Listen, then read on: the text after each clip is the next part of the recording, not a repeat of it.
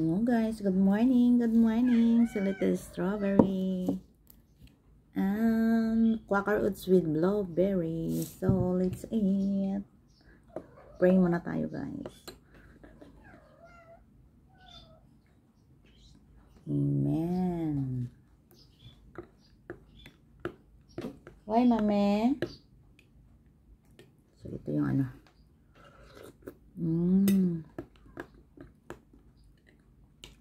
Tabaang siya guys kasi hindi siya matamis.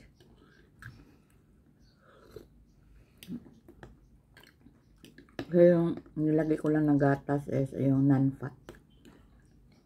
Non-fat na anlin. May anlin siya nga, hindi siya non-fat. So may anlin din na non-fat. Tikman natin itong strawberry.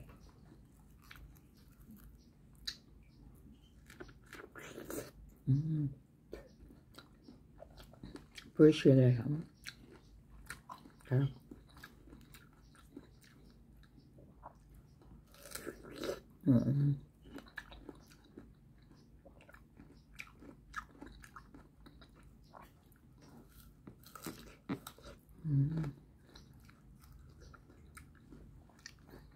Meron pa siyang tangkay. One more kakain tayo.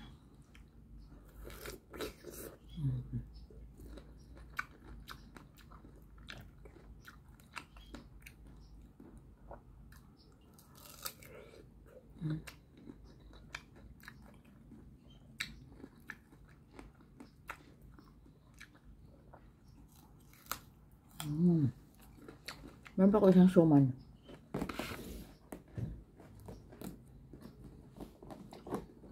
Tayo ang suman.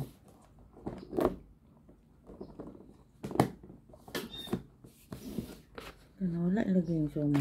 Dito pala. Kala ko nawala. Favorite ko pa naman itong suman guys. So, isa lang yung binili ko sa gabi. So sana na lang no. Dinagdagan ko yung suman natin. So ayan. May suman ako isang suman na bigas. So atong tikman. Wardagan man akong kaon guys. Ay. Favorite ko talaga itong suman guys. My God. Ang sarap. Hindi siya matamis.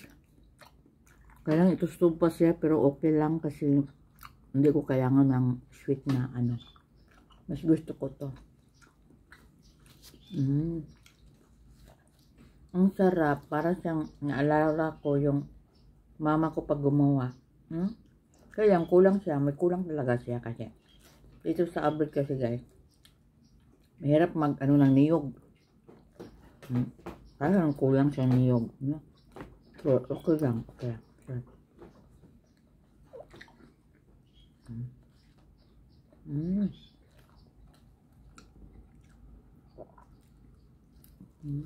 Sarap.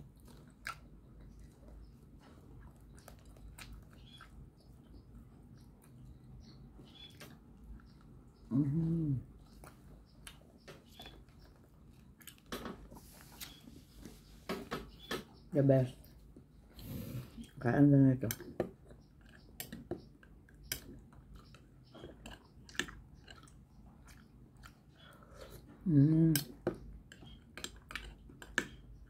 Medyo mainit pa ito. Sarap itong blueberry, no? Ang blueberry parang naluto, pero hindi talaga siya naluto as in.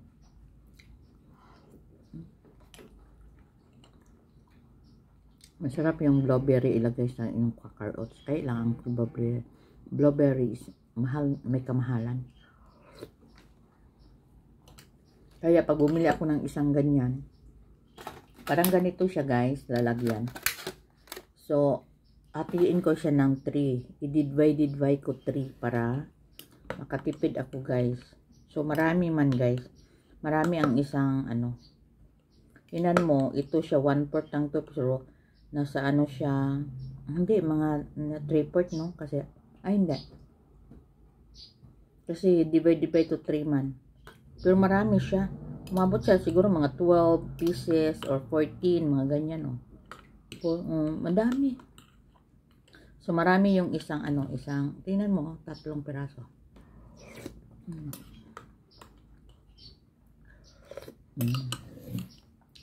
Thanks for watching. Bye. Please follow and share my Kikay ng Kuwait, Arlene Agot Vlog, Susumadamins, and Arlene Humawas. God bless. Meron akong YouTube channel, Kikay ng, kaya lang siya, hinintay ko yung pin hanggang ngayon hindi talaga dumating pag dito sa so gusto ko ilipat siya. So bye, God bless, Happy New Year everyone.